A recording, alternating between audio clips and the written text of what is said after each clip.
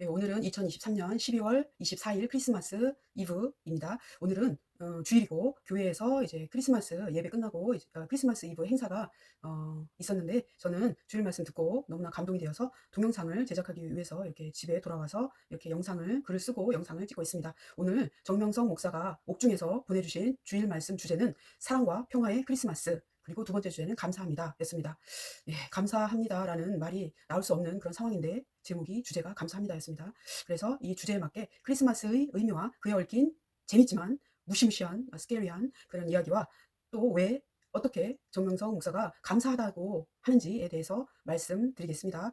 그리고 JMS가 신천지나 기독교와 완전히 다른 점을 말씀드리겠습니다. 더불어 JMS의 말을 들여고도 하지 않는 이유에 대해서 말씀드리겠습니다.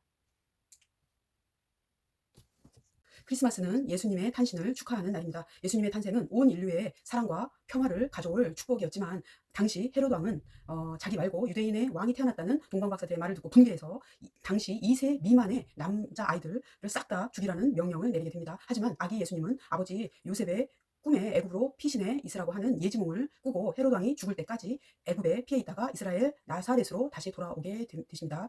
예수님은 30세부터 천국 복음을 전하시고 하나님을 종이 아닌 아들로서 모시고 사랑하며 살아야 한다고 설파하셨습니다. 당시 종교인들은 하나님을 주인으로 섬겼습니다. 자기들은 하나님의 종으로 생각해서 제단 앞에서조차 감히 고개도 못 들고 있었는데 예수님은 자신이 하나님의 아들이라고 하니 얼마나 참남했겠습니까? 게다가 여자들을 소유품쯤으로 여기던 시대에 여자들을 전도하고 다니시고 가까이 지내니 예수가 여자들과 놀아났다, 여자들과 잤다, 참남하다, 더럽다, 역겹다 하지 않았겠습니까? 게다가 막달라 마리아가 결혼할 때 신랑에게나 붙는다는 값비싼 향유 옥합, 이것은 지금의 그 근로자 1년치 봉급, 그러니까 몇 천만 원에 해당하는 거죠.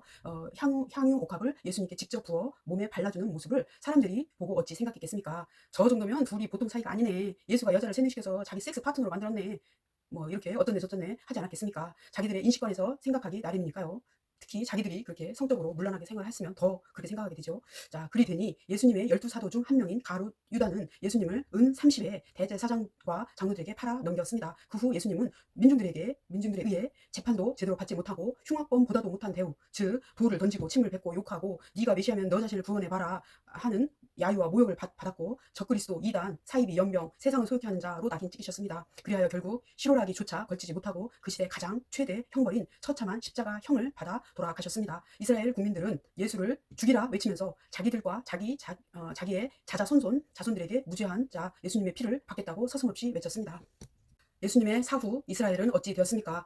예수님이 돌아가신 후에 이스라엘 민족은 세계 곳곳에 흩어져 사는 디아스포라의 신세가 되었고 600여만 명의 유태인들이 히틀러에 의해 무참히 학살되었고 2000년이 지나 나라를 되찾았으나 또다시 전쟁의 황하에서 벗어나지 못하고 있습니다. 구원자를 잘 대해야 세계도 민족도 개인도 평화가 옵니다.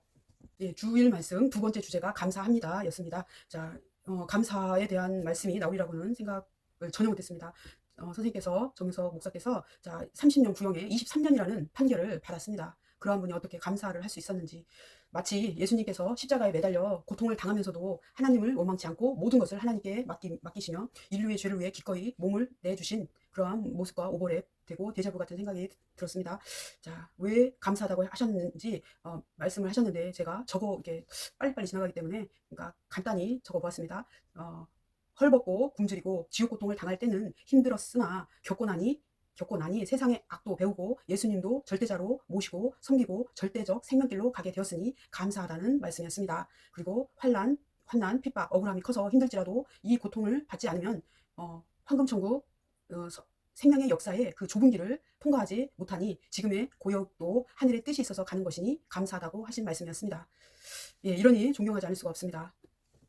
예수님 사후 2000년이 지났습니다. 재림주가 온다는 것은 성경에 기록된 사실입니다.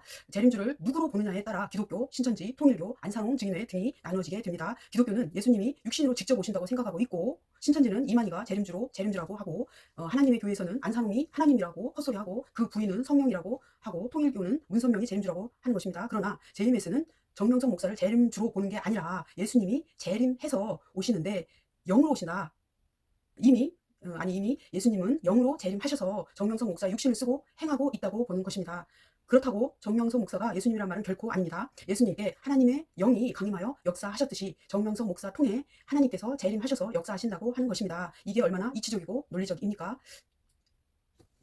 대부분의 사람들은 이단인이 신천지와 JMS가 똑같다고 생각하는데, 신천지 교리와 비슷한 것은 오히려 기독교입니다. 기독교 교리나 신천지 안산홍 증인회나 교리가 비슷비슷 50보 100보 입니다. 도토리 기색입니다. 이들의 차이점은 누구를 재림주로 보느냐에 달려 있습니다. 아까 이미 앞에서 말한 것과 같이 기독교나 신천지 같은 자기 종교의 비슷한 점은, 기독교나 신천지 등은 자기 종교에 들어와 믿기만 하면 구원을 받고 육신이 부활한다고 믿고, 예수님이 재림하면 휴거되어 육신이 썩지 않고 천년왕국을 누린다고 생각하고, 안 믿는 자들은 불시판을 받고 자기들 믿는 자들만 휴거되어 천국에서 산다고 생각하는 교리가 아주 똑같습니다. 신천지는 교리적으로 기독교와 비슷하면서 더 악질적이고 고약한 것은 14만 4천 명의 구원받는 자에 포함되어야 한다고 뻥을 치고, 자기 종교로 끌어들이기 위해서 수단과 방법을 가리지 않고 간교한 속임수와 술책을 써서 수수꾼들을 통해 기성교회까지 잠식해 가는 것입니다. 그래서 대한민국의 최대 사회 악이 지금 신천지라는 것입니다.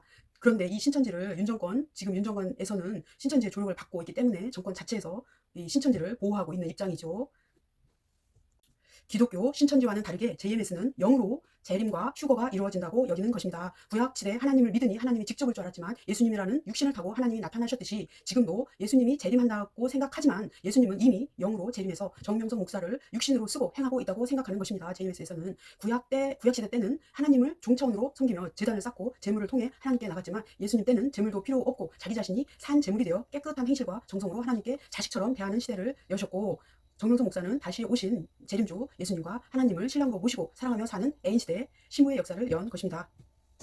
이러한 말씀 체계가 억지로 되어지는 게 아니라 말씀을 들으면서 너무나 논리적이고 이치적으로 잘 설명해주고 성경 속에 묻혀서 절대 풀리지 않을 것 같았던 비유들이 풀리고, 현실 세계에서도 이적과 기적 같은 그런 아주 신기한 일들, 그리고 아픈 사람들이 이렇게 불치병이 낫는다든지 또 될 수 없었던 일이 성사된다든지 하는 그런 일들이 일어나고 이루어지고, 이렇게 반문할 수 없을 정도로 완벽한 말씀이기에 듣기만 해도 빠져들까봐, 자기들도 JMS의 말에 납득돼서 진리에 세뇌될까봐 JMS의 말을 들어보지도 않고 듣지도 못하게 하는 것입니다.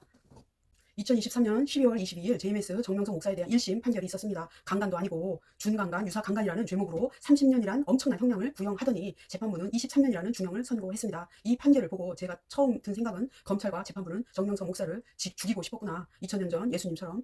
예수님의 JMS에 있으면 세뇌되어 생각이 마비된 것처럼 생각하는데 전혀 그렇지 않습니다. 저희 경우 정명석 목사와 대다수 JMS인들과 정치적 성향이 매우 다릅니다. 정명석 목사와 대다수 회원들은 보수적 정치 성향을 갖고 있지만 저는 분명한 진보 성향입니다. JMS에서 가장 답답한 것은 정치적으로 잘못된 것에 대한 비판을 전혀 하지 않는다는 것입니다.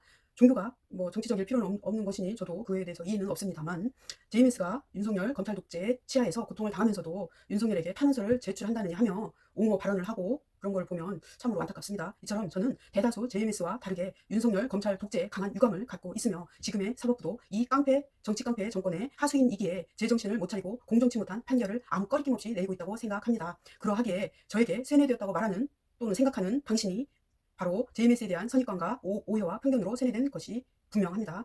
그리고 JMS는 지금 남아있는 사람보다 거쳐간 사람이 훨씬 많은 종교단체입니다. 신천지 혹은 하나님의 교회, 안산홍 증인회죠. 처럼 강압적으로 혹은 회유와 협박과 거짓말로 올가매지 않고 자기 자유의지에 따라 떠날 사람들은 너무나 쉽게 헌신짝 버리듯 JMS를 떠났다는 것을 의미합니다. 제가 지금까지 JMS에 있으면서 33년이라고 했죠. 33년. 자, 많은 유형을 봐왔는데 JMS에서 말씀을 듣고 인생의 참진리를 만났다 하며 좋아하고 열심을 내서 행했던 사람들조차도 자기 생각과 이권이 안 맞고 서운함을 타거나 불이익을 당하거나 이성 문제가 생기거나 경제적인 문제가 생기면 한순간 불변해서 교회에 안 나오는 경우를 너무나 많이 봐왔습니다. 제가 전도한 제 동생들도 그러했습니다.